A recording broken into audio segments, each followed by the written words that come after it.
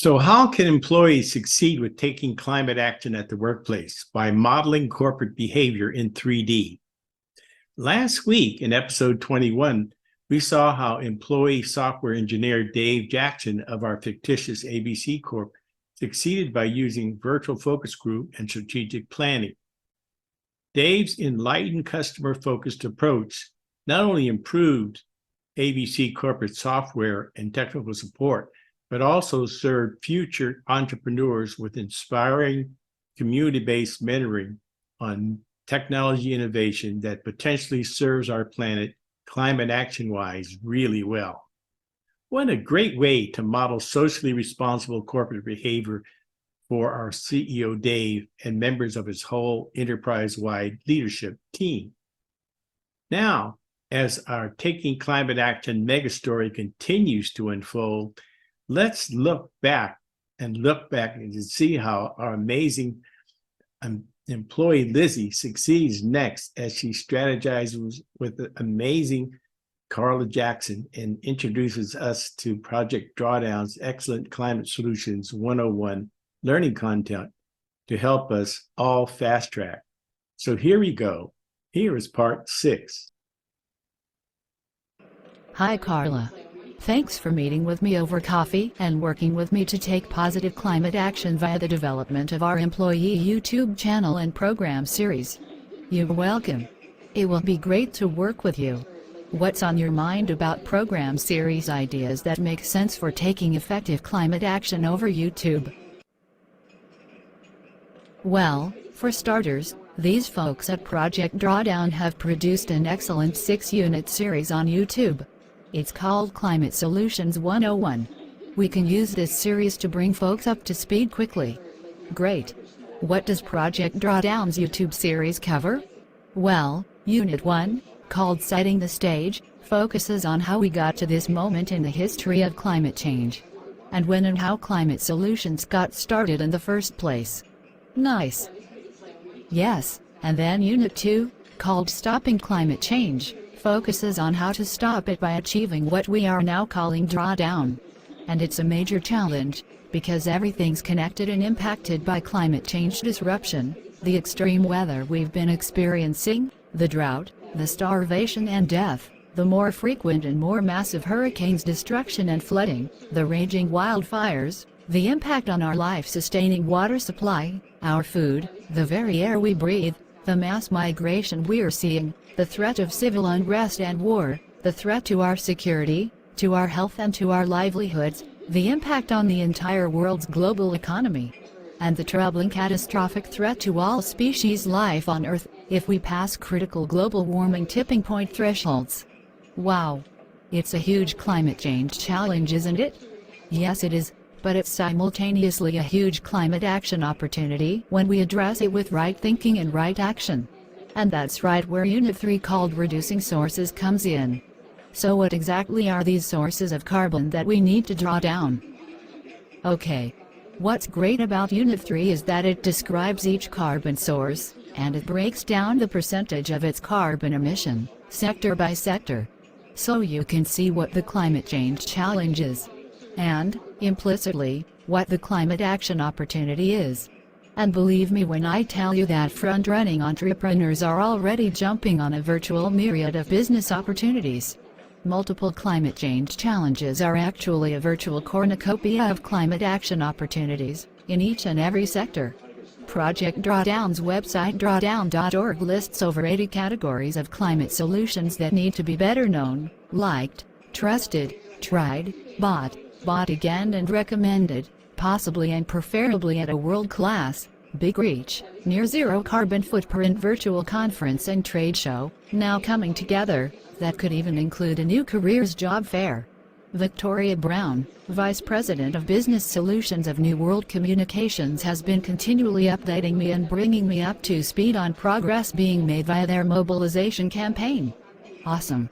So what are the climate action sector opportunities that entrepreneurs are jumping on? Great. The electricity sector, still fueled primarily by coal and natural gas-fired power plants, makes up a whopping 25% of global warming carbon emissions. Then there's the combined food, agriculture, and land use sector, which accounts for another whopping 24% of carbon emissions. When viewed together, these two major sectors contribute to almost half of the global sources of carbon today. Yes, I am thinking about all the folks I know who could benefit by getting in front of all the opportunity that continues to unfold. People from all walks of life, people from every community, across generations, across genders, across the planet. This is potentially a huge, diverse, equity-creating opportunity that could include us all. Tell me more. Gladly. Another huge opportunity is the industry sector, which involves all the carbon-intensive processes having to do with making stuff.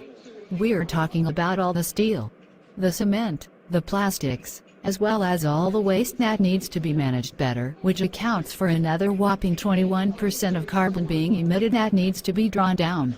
I can literally see gigatons of drawdown opportunity for a whole lot of people in the industry sector. Tell me more. Yes. And then there's the transportation sector that moves people and goods around. Transportation accounts for another 14% of climate-changing emissions. And it's directly related to the building sector that accounts for another 6%. When viewed together, they account for a whopping 20%. Now here's a most provocative thought. Besides retrofitting physical world buildings so they emit less carbon, what if, also, some of the building architecture we worked inside of was virtual architecture? And what if all you had to do, to get there and get back from the convenience of your own home, was to log on and off? Wow, Lizzie. You're blowing my mind. Now you've got me thinking about all the women and families I know, including myself and my own family, either paying for childcare in order to fight traffic just to get back and forth to my physical world building, and to my oftentimes dysfunctional and unhealthy office work environment where I'm actually less productive. And just think of all of us moms having to stay at home to care for our kids, and being without enough income to even make ends meet. Some of us could work more productively right from home. Physical world buildings and physical world transportation are not as good as it gets. Yes. Just thinking about the opportunity here is worthy of more exploration. And come to think of it, we've already been meeting inside of Zoom, which is virtual architecture. What about the idea of getting ABC Core to consider migrating over to using more ultra-affordable and ultra-eco-friendly big reach virtual architecture? And what about the idea of getting ABC Corporation to consider using less costly physical world architecture it's having to pay for? Think about all the good this potentially does for ABC Corporation employees, for its global operation, and for its overall bottom line profitability. Wow. And talking about profitability, or lack of it, I just got a flash insight about all the time, money, and energy ABC Corporation spends by sending whole armies of its people to third-party physical world conference and trade show events across the planet. There is the huge cost of all the airfare, all the hotel and all the per diem cost for each person, and then there's the cost of shipping the booth around, setting it up, and paying for all the exhibitor services. There is the booth, the electricity to it, and the connectivity. So what about the idea of doing all this virtually? Think about all the time, money, and energy ABC would save and gain. It's not only great for ABC's enterprise-wide business operation, but it's also great for our planet. Yes, and then there's all those costly annual sales meetings that ABC Corporation does physically, year after year, flying in people from all over the world, putting them up in hotels, and paying for all the per diem cost. Focusing on drawing down carbon in buildings and transportation by doing some of ABC's business operation virtually could do a world of good, and it's worth communicating about. Yes. Using more virtual architecture that we could easily get back and forth to, just by logging on and off, could potentially do a world of good in multiple ways. But people are also creatures of habit and love their own carbon-intensive ways even when they are costing us so much. I can see us getting a whole lot of pushback here. How do we deal with that? Well, I think the solution to this has to do with consulting with frontrunners like New World Communications and their virtual enterprise development services. I just watched their CEO Art Johnson in his virtual office, during a tour of his new virtual office suite as his virtual avatar self on Virbela. It's worth checking out. Wow. This virtual buildings and transportation thing potentially could do a world of good. I think the way to go about it is to introduce the experience gradually, step by step, as frontrunners like New World Communications continue to move forward with it. The pandemic also has been blasting us forward over Zoom into a new normal. How about that?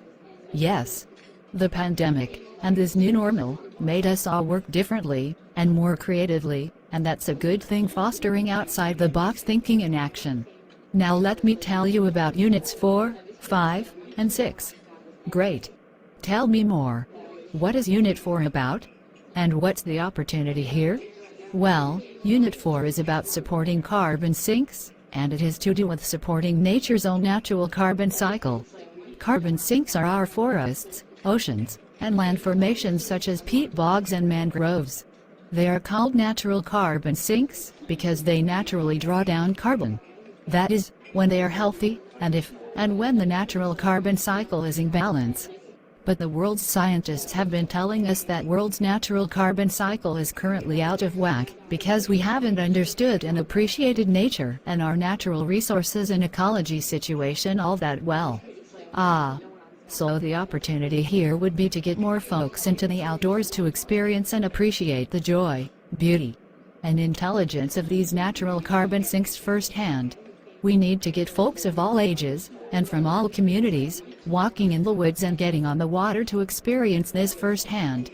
So by doing this we can all become environmental stewards, supporting and protecting these natural carbon sinks in smart ways. Yes. There are some pretty bright people we could have on as guests on our YouTube show, discussing their work and its importance environmentally and ecologically. Some could even log in from the field over Zoom. Great. We could end up with some really great YouTube content shot outdoors that communicates well what supporting carbon sinks could mean for the world. So what is Unit 5 about, and how might we leverage it? Well, in Unit 5, Project Drawdown's Dr. John Foley goes over 3 important logical principles for addressing climate change as both challenge and opportunity. Principle 1 starts by reducing the sources of emissions in the first place. Then Principle 2 is to work with nature to support sinks, and then Principle 3 is about improving society and fostering equality that can have a lot of impact across the whole planet. Great. I'm in. Especially when it comes to actively pursuing climate justice for low-income communities and communities of color. These communities are being disproportionately impacted health-wise and wealth-wise, locally, regionally, and across the planet. This is going to be some really exciting, transformative work. So what's Unit 6 about? Unit 6 is called Making It Happen. Making it happen brings home the point that now that we have climate solutions that can draw down carbon, we've now got to put them out in the world.